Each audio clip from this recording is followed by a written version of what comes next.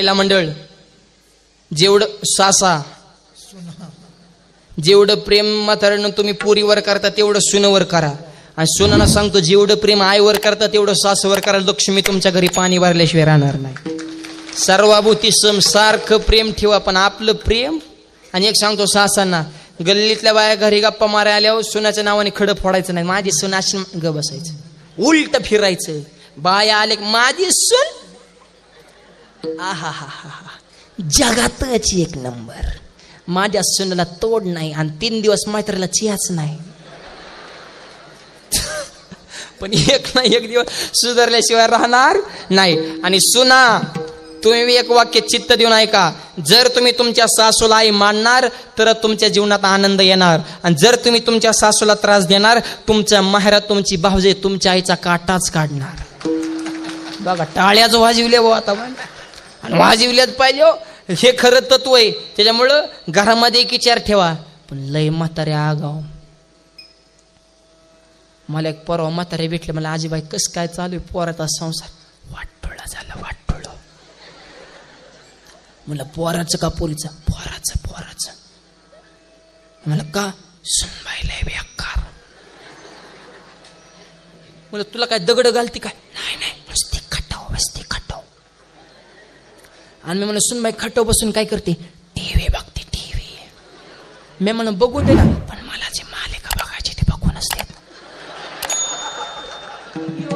बघ आता बेलापूर काय चॅप्टर इतका हळूच बोलत तरी ध्यान देऊन ऐकता या. वाह, याला म्हणायचं प्रभू तुम्ही महेशाची मूर्ती, चित्त देऊनच. मी म्हणलं आजीबा होय? सुनबाई खाटाची खाली अजिबात नाही. म्हणलं मग स्वयंपाक कोण करतो? कोणाला सांगू नका, पोरालाच करावं लागतं. मी म्हणलं आजीबाई झालंय पोराचं वाटोळं. सुनबाई खाटाची खाली उतरत द्या सोडून आली अभोगाशी. असं लिकीचं कस काय? जावाई कस काय? जावाचं नाव काढले म्हातारी पेटूनच उठले. माझा जावाय नाव कशाला काढता? सोन. माझ्या पुरीला इतका जीव लावतय की तिला खाटाच्या खाली उतरूनच देत नाही. का ग? मग इकडं तरी की ती चाललंय ना, मग तिकडं पळत इकडं जळीत पटत का? ए म्हातारे, सासा सोनाला लेक माना, सोनानं सासूला आई माना. घरात एक विचार ठेवा. एक सासू अशी होती म्हातारी, रोज इष्टीत बसायची आणि कंडक्टरला मोठमोठ काजू बदाम खायला द्यायची. त्याने 3 महिने काजू बदाम खाल्लं कंडक्टरने, त्याचं 22 किलो वजन वाढलं. फुकाटचं गवलं, गोंड्या तुटल्या ताड दिशेने, इतकं फुगलं ती काजू बदाम खाऊन. आणि ती 3 महिन्यात कंडक्टर मला आजीबाई काय तुमचं माझ्या प्रेम जुळलंय? मी नातवासारखा दिसतो, लेकासारखा दिसतो का भावासारखा दिसतो का? मला फुकट काजू बदाम खायला ना. म्हातारी म्हणते कशाचं नातून कशाचा लोक बाबा? माझं वय झाले 90 आणि माझ्या तोंडात एक बी दात नाही, पण मी दररोज काजू बदाम खाते. पण काजू बदाम नुसतं चगळून फेकून देणं बरं वाटत नाही, मग चागळलेलं तुला देते.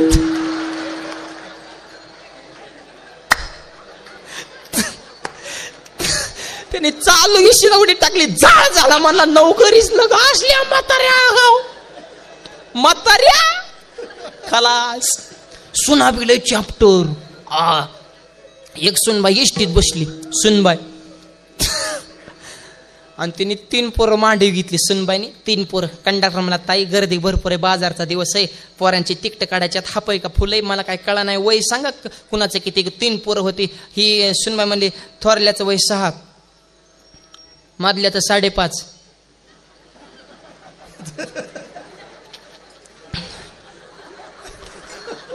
आणि दाखल्याचं 5. आयो. कंडक्टरच्या हातातलं मशीन लोको. ते म्हणला ताई हाफ तिकीट निघायसाठी वय कमी का सांगा ना, पण निदान 9 महिन्याचा तर गॅप ठेवा. ते म्हणले दादा तुम्हाला शिकू नको, मधलं वर्ग माझं ना, ती जावच इतक्या हुशार आहे. फ्रेश झाली गाड्या बेलापूरच्या माणसा. पोट भरून हसलंच पाहिजे, आनंदी जीवन जगा. शेवटचं वाक्य महिला म्हणतं तुम्हाला पोरीला स्वयंपाक शिकवा. हा तिकडे काय नाही. लग्न झालं सासू जगदंबेचा अवतार. आई गांबाबाई मला कशी ग पावली, आणि चपात्यात जमना म्हणून माझ्या सासू धावली. अगं पुरीचं झालं लग्न आणि नेमका पित्र पाठवता. पित्र जेवाय घालतात का तुमच्याकडे? हा. आणि ते आपली माणसाची श्रद्धा, जुनी माणसं जी मेल्या तर ती कावळा बनून निवेद खायला येतात. तिचा सासरा एक्सपायर झाला होता. सासूबाई म्हणले सुनबाई हा तुमच्या सासरेबाई एक्सपायर झालेत, आता करा पुरण पोळ्या. हे म्हणले आयो चपात्या जमत आणि पोळ्या कशा करायच्या. तिने मम्मीला फोन केला. मॉम म्हणले काय काम. ही म्हणले मला आलाय घाम करून. सासू म्हणजे अनुभव. आता मम्मी राहिलं नाही, मॉम काळ बदललाय. जिथं तिथं बदल होत चाला. चपात्याचं मशीन आले, घेतलं का नाही?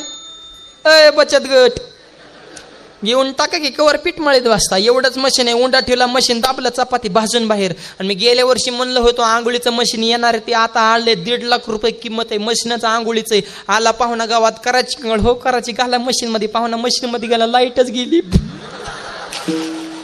इकडं कळस बसविला तरी पाहुणा मशीन मध्ये धाड धाड ताड ताड धाड धाड ताड ताड. जनरेटर मशीन जो ना मग पाहुणा त्यो मला मी वाड्यात आंघोळ करतो मशीनीत नका रे.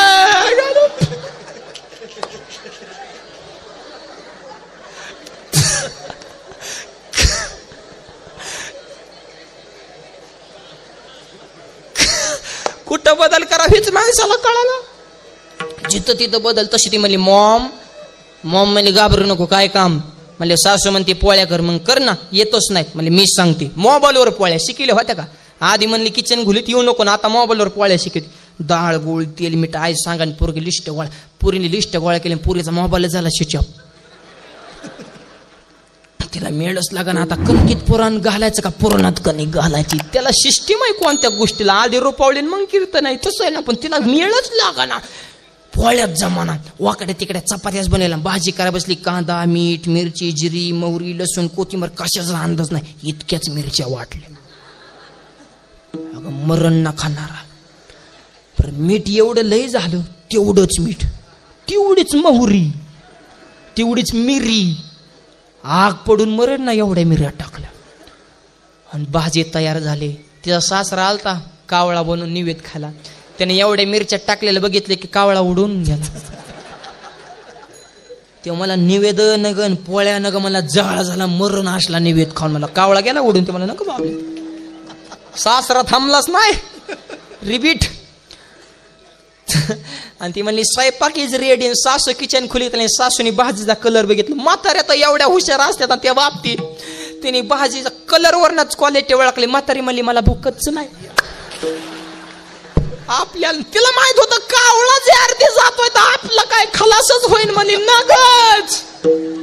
पण नवरा उड्या छाण्याला बायकोनं भाजी केली. बायकोनं भाजी केली. म्हातारी म्हणे बस गेलाय माझी कळण कसली केली. पहिलाच घास केला कानातनच दूर खर. आणि त्याच्या डोळ्यातनं गळा गळा गळा गळा पाणी. त्याची बायको जवळ म्हणली होय व भाजीत काही कमी जास्त नाही ना. मला नाही नाही नाही भाजी जगातच एक नंबर. म्हणजे डोळ्यात कसं काय पाणी आलं. तुम्हाला आनंद आश्रित आनंद. इतकी सुंदर झाली भाजी. मग देऊ का अजून थोडी? नको आता आट्या गेला. म्हणून पाया पडतो मुलीला स्वयंपाक शिकवा. आणि घरात एक विचार ठेवा. गुणाई राजाई दोघे सासू सुना. दामा ना माझा ना बापले. दया क्षमा शांती तेथे देवाची वस्ती. सगळ्यांवर समान प्रेम करा. इह लोकी तुझे सर्वभूतीस. शरीराचा भ्रम नेणे कदा. म्हणून नामदेव म्हणतात साधू ऐका साधूची ताकद. दागिन्याचा सार म्हणजे मंगळसूत्र आहे. बाकीच्या दागिन्याला किंमत नाही. मंगळसूत्र हा सर्वश्रेष्ठ आहे. दागिन्याचा सार हे मंगळसूत्र आहे. हिंदू धर्माचा सार गीता ग्रंथ आहे. दुधाचं सार तूप आहे. आणि या जगाचं सार साधू आहे. म्हणून नामदेव म्हणतात गाई ही मुळातच पवित्र आहे. पण गाईमध्ये सुद्धा गाईचं दूध हे गाईचं सार आहे. आणि साधू त्याप्रमाणे जगामध्ये वर्तन करतात. अभंगाच्या शेवटच्या गाय दूध एक साय. नामा मने गाय दूध एक साय.